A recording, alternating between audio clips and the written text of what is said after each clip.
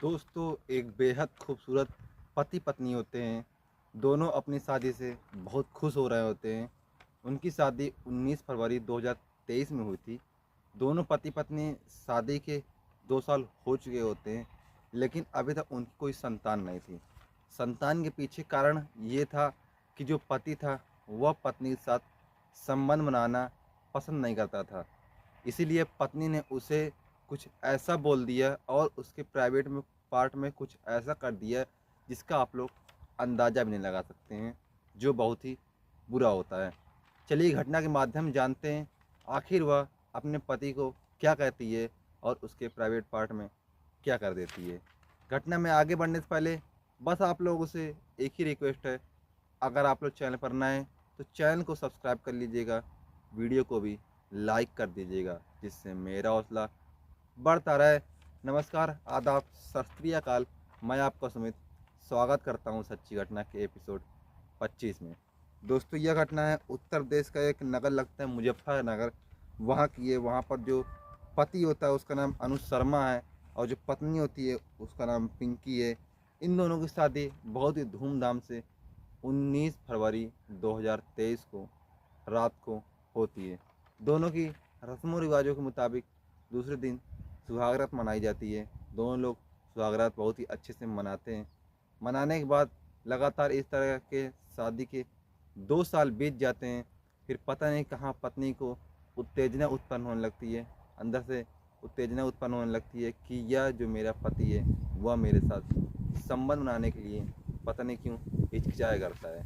जब भी उसकी पत्नी उससे कहती थी कि तुम मेरे साथ संबंध बनाओ, तो वह सरासर मना कर देता था।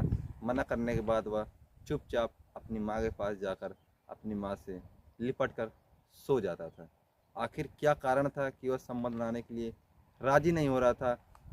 वह पत्नी लगातार 3 दिन तक ऐसा ही अपने पति से कहती रही कि मुझे संबंध बनाना है और तुम राजी क्यों नहीं हो रहे हो। जब तीसरे दिन पति यह बात कुछ नहीं बोलता है, जब इसके बारे में वो कुछ भी नहीं बताता है, तो वह जो पत्नी होती है वह रात को 11:30 बजे के लगभग 2 गिलास में कॉफ़ी लेकर आती है। कॉफ़ी बहुत ही गर्म थी। दोनों को कॉफ़ी देती है, पीते हैं दोनों लोग कॉफ़ी और सो जाते हैं। सोने के बाद जब अगले रात बजता है, रात होती है, रात को 9:30 बजे के लगभग जो पति होता है वो भी लेटता है आकर। पत्नी जो होती है तभी उसको उठाती है और बोलती है आज तो कम से कम संबंध ना लो। तो वह साफ साफ मना कर देता है और वहाँ से उठकर अपनी माँ के पास जाने लगता है। तभी जो उसकी पत्नी होती है वह उसको जल्दी जल्दी में नामर्द बोल देती है, नपुंसक बोल देती है। जैसे ही वह उसको नामर्द बोलती है, जो पति होता है वह उसको घसीट के एक तमाचा मार देता है और वहाँ से चुपचाप अपनी माँ के पास चला जाता है।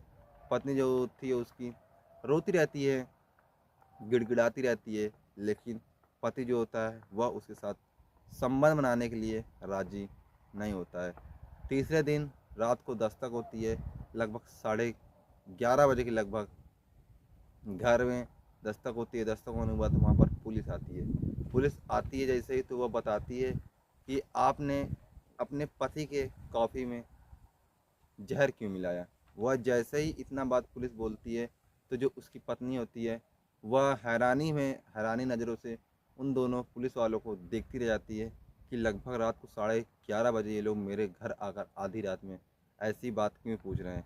अभी अभी तो मेरे पति कॉफ़ी पीकर जस्ट अपनी माँ के पास गए हैं सोने, लेकिन जब वो अपने माँ के पास पहुँचते हैं तो वहाँ पर उसका जो आधा शरीर होता है वह बेहोशी की हालत में हो रहा होता है। मुंह से रेड रेड खून निकल रहा होता है, बहुत ज़्यादा नाक से भी निकल रहा होता है, कान से भी निकल रहा होता है। वह जब इतना बात बोलते हैं पुलिस वाले, तो वह जो उनकी जो पत्नी होती है पिंकी देवी, वह जाती है और अपने पति के पास पहुंचती है। तो पति जो होता है उसका अधमरी हालत में होता है। जैसे ही पति पर पहुंचती है उसके बाद देखती है कि इनके खाने में जहर नहीं, इनकी कॉफ़ी में जहर नहीं, बल्कि इनको बीपी की बीमारी है। इनकी बीपी लो होती चली गई और यह इनका भाई जो था शाहरुख, वह इनको दवाई नहीं दिया है। असल बात, वह जहर से नहीं मरे हैं बल्कि अपनी बीपी की बीमारी से मरे हैं। क्यों? क्योंकि जो उनकी बीपी थी वो बहुत ही ज़्यादा लो होती चली जा रही थी और उनको टाइम पर दवा न मिलने पर उनकी मौत हो जाती है। पुलिस जब इतनी बात सुनती है तो वह हैरानी नज़रों से उसकी पत्नी को देखने लगती है कि अभी तो बात जहर की हो रही थी, अब अचानक से इसमें बीपी कहाँ से घुस गई। उनको थोड़ा सा इसमें डाउट लगता है, थोड़ा सा शंका होती है उनको, तो वह इसकी तहे दिल से जानकारी लेने के लिए इसको उसकी पत्नी जो पिंकी देवी होती है उसको ले जाकर कारागार में थाने में बंद कर देते हैं और रात भर उससे सच उगलवाने की कोशिश करते हैं। उसने अपने बयान में बार बार यही कहा कि मेरा पति नामर्द है, वह मेरे साथ संबंध बनाने के लिए राजी नहीं हुआ करता था, इसलिए इसी चलते हर रात हम दोनों की जमभर लड़ाई होती थी। जब लड़ाई पूरी हो जाती थी तो मेरा जो पति था वह अपनी माँ के पास जाकर सो जाता था। उसका एक भाई भी था, शाहरुख नाम था, वह भी अपनी माँ के पास सोता था, उसकी अभी शादी नहीं हुई थी। यही तरह 2 साल तक में खाली है मेरे साथ 2 ही बार संबंध बनाए, 2 साल में खाली 2 ही बार संबंध बनाए मेरे साथ। अभी तक मैं तड़प रही हूँ कि मेरे साथ संबंध बनाए, लेकिन ये संबंध बनाने के लिए राजी नहीं हो रहे हैं। जब इतनी बयान उसके जो पुलिस वाले होते हैं सुनते हैं तो वह तुरंत ही उसकी पत्नी को मारते हैं, पीटते हैं, कहते हैं कि जब वो संबंध बनाने के लिए राजी नहीं था तुमने उसको नामर्द क्यों बोल दिया। वो शायद नामर्द बोलने से उसको सदमा लग गया हो तो वह ख़त्म हो गया होगा, लेकिन ऐसा कुछ नहीं था भाई। ना ही उसको कॉफ़ी में जहर दिया गया था और ना ही उसको उसको नामर्द की वजह से मरा था। उसको जो था वो बीपी की बीमारी थी, उससे मरा था। ये सारे इल्ज़ाम उसकी पत्नी पिंकी देवी के ऊपर झूठे लगाए जा रहे हैं, झूठे तरीके से उसको फंसाया जा रहा है। पिंकी देवी बार बार अपनी मदद की गुहार को चिल्लाती रहती है, इंसाफ दिलाओ इंसाफ दिलाओ, लेकिन उसको कोई भी इंसाफ नहीं दिला पाता है। वह सराखों के पीछे बंद रह जाती है। दोस्तों, इसीलिए कहते हैं कि जब तक आप किसी के साथ तब तक संबंध नहीं बना सकते जब तक वह दोनों कपल राज़ी ना हो।